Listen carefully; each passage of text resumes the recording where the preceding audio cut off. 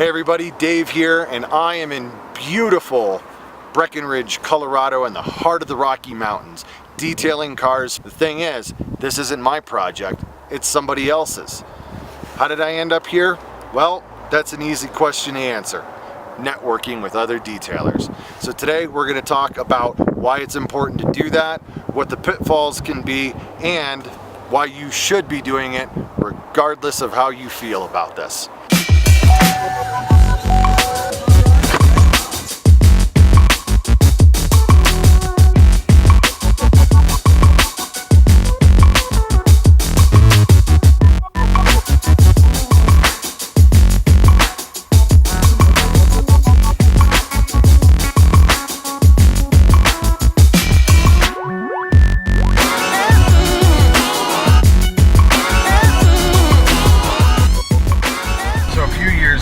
I'm working at Adams Polishes and I meet this guy Bill. Fast forward a couple of years, I decide I'm going to start my own detailing company. I was doing some corrections. It's a lot of just normal everyday Dodge Caravan, soccer mom type of details, and a contract to do a car share program. Well, that didn't stop the rest of the detailing that came from just the everyday normal stuff, as well as the paint correction. After a while, I got busy enough that I got a hold of Bill and said, hey, I know you're detailing, why don't we pool our resources? I'll take care of all the fleet stuff and you take care of all the corrections and do the coatings, and I'll do the sales and handle all the overhead. You just do the work. And it worked out really good for, wow, over a year. And we brought in some other people to help us out every now and then. So that's just one person I met through networking. Well, through Facebook, we got to know a few of the other detailers in town. Some people were weekend warriors. Others just did it every now and then. And some were just, really good enthusiasts. One person in particular, Steve, reached out to me and said, hey, I'd like to come by, talk shop, see what you guys are up to, talk about what I'm up to. And at the time, Steve was just doing stuff out of his garage on the weekends, make a few $100 or $1,000 doing a good coating job. And it worked out really well for him. Well, eventually he started his own business. After a while, my lease had run up on the shop that I was in, and I decided that the whole company was going to go mobile. And Bill wanted to go off and do his thing and still continue to do the paint correction and just the regular details, where I wanted to do more of the fleet side, and I found a really kind of cool niche in media and public relations vehicles. So what's the point of telling you all this? Well, I got to know these guys, and we all have our little niche specialties that we're really, really good at and really passionate about. And that's where it really boils down to with this industry is, where is your passion? And when it comes down to the networking side of things, this is where the positives really come through, because getting to know those other two and a few other detailers in the area, we got to see where everybody's strengths and weaknesses are. No one was trying to steal anybody else's customers, because we looked at what our strengths were and said, I'm good at this, so that's what I'm going to do, and I'm going to focus all of my attention at being good at that. And I'm going to design my business around being good at that. Some guys are great at paint correction, and that's fantastic. Some guys are really good at doing interior details, and that's great too. Me, I'm good at doing fleet stuff. I love doing media cars, absolutely adore going out on location and helping with the journalists or the TV shows or the photo shoots for magazines and for the literature that ends up going out to the journalists or could end up on TV in a commercial, or what you see at the dealership if they have any printed materials. A lot of times the stuff ends up online. But by learning and meeting everybody, you don't have to compete. You just adapt your business to do something that the others aren't doing. You don't have to be the best paint correction guy in town. If you're good at doing interiors, focus on doing that. Be the best interior guy in town. And where this really comes into play with the networking and getting to know everyone in your community is that when they have a job come up that, say, the paint correction guy gets this really great car and he's going to be correcting the paint, but he's not so fond of doing the interiors, but another guy over here that he knows in town is good at doing that interior, calls him up and says, hey, I got this job. I don't necessarily want to do it. Would you like to come by? I'll pay you for that job. And then it works out fantastic for both of them. Both parties make money, and then the customer walks away with an even better product. Case in point, I get a call from a company representing Audi North America. Great contract. They're launching a bunch of new cars. They're getting vehicles in for all of the dealerships west of the Mississippi to come out and learn about the new models. This was a few years ago. I'm doing things by myself. I've got Bill is still working for me.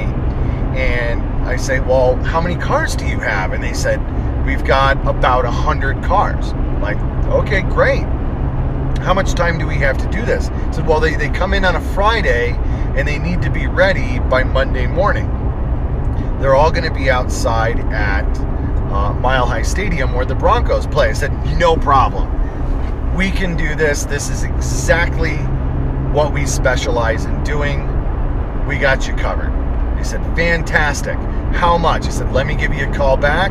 Let me run a few numbers. And then I hung up the phone and freaked out. I had no idea how I was going to pull this off. So I started calling every detailer I knew, from the pro guys to the weekend warriors to the guys who just kind of like doing it or hanging out with us. Called all of them, said, hey, how much would it cost me to get you to come out and do this with me? They would give me a number. I say, fantastic.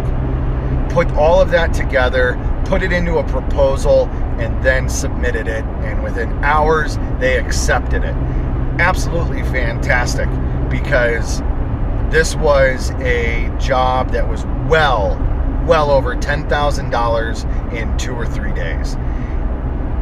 And everybody worked together great. It was a matter of managing the project, keeping everybody happy, working with their strengths to see which part of the process that they are good at. And everybody walked away with the exact amount of cash in their pocket that they wanted. The process went so well, and we've got such a good group of people in our local market that we have done this over and over and over again. But I would never be able to say yes to those contracts if I wasn't confident that I could pull the local community together and do it in a way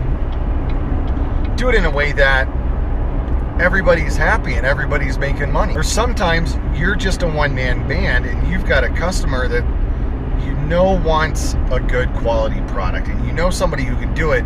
It may not necessarily be you, because you don't have the time, but Joe Schmo over here, he might be hurting for some work, or maybe it's the down season. So you say, hey, you know what? I've got a good buddy. He's down in this area. Give him a call. Tell him I gave you his number. And that can come back to you many, many times over again. Just treat everybody the way you would want to be treated. Now, there is a downside to that. There are literally tens of thousands of detailers across the United States. And chances are there's at least a dozen in your town. So you might as well get to know them.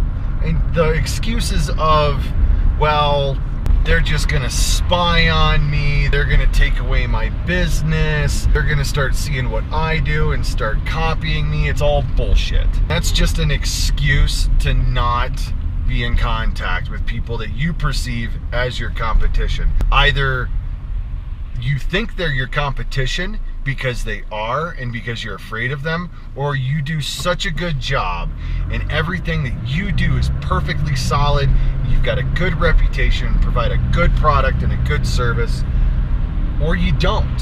So if you see them as competition, then you need to step up your game. Chances are, if you call somebody up and say, hey, I'm in a little bit of a bind, I could really use some help, I'll pay you to come in, they'd be more than happy to come in and assist you.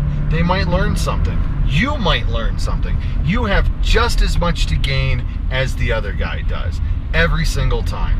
Sometimes you might give up a little bit more than you give. If you network, jobs will come. It just happens that way. You can't do everything by yourself as an individual business owner. One day you're going to have way too much on your plate and you're going to need help. Who are you going to call? Call your friends, but do they really know how to detail? You have your family help out, your wife, your husband, your kids, or do you want another professional to help you out? Alright guys, here's what it boils down to. Just go out and network, even if it doesn't work for you. Even if you don't like the people, network. Get to know the other detailers in your market, because they might have something to offer you, and you might have something to offer them. They might be better at doing something that you're bad at, or just not interested in, and vice versa. Reach out to them in person. Reach out on Facebook. Reach out on Twitter. Start a Facebook group for your local market for just those people, so that you guys can communicate and ask questions and collaborate on different jobs. Throw away all of that competitive, egotistical bullshit and just get to know each other and appreciate and respect everybody's skills and where they are and where they're going in life. And it's good to have friends that you can just call up and says, hey, I need this done on this car at this location at this time. And it's great that you can find somebody that just says, okay, no problem. I'll take care of it for you. You don't have to train them. You don't have to teach them. You don't have to give them anything. They just go out and they do the job. You don't have to stress about it because you trust them. I love that. I absolutely love that. And I can do the same thing to Bill. Hey, Bill, I need this. All right, cool. When? Friday. All right, cool. Where's it at? This place. Excellent. You gonna pay me? I am. All right. Everybody's happy. Client's happy. You're happy. Your buddy's happy. Everybody's happy. Let's just be happy. Thanks for watching. If you guys found any of this information helpful at all, be sure to click down below to the subscribe button, like the post, give us a comment.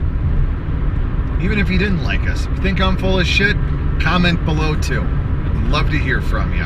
Anyways, that's it. I'm going to leave you guys there. I'm going to drive down this mountain. We'll see you next time. I love being happy.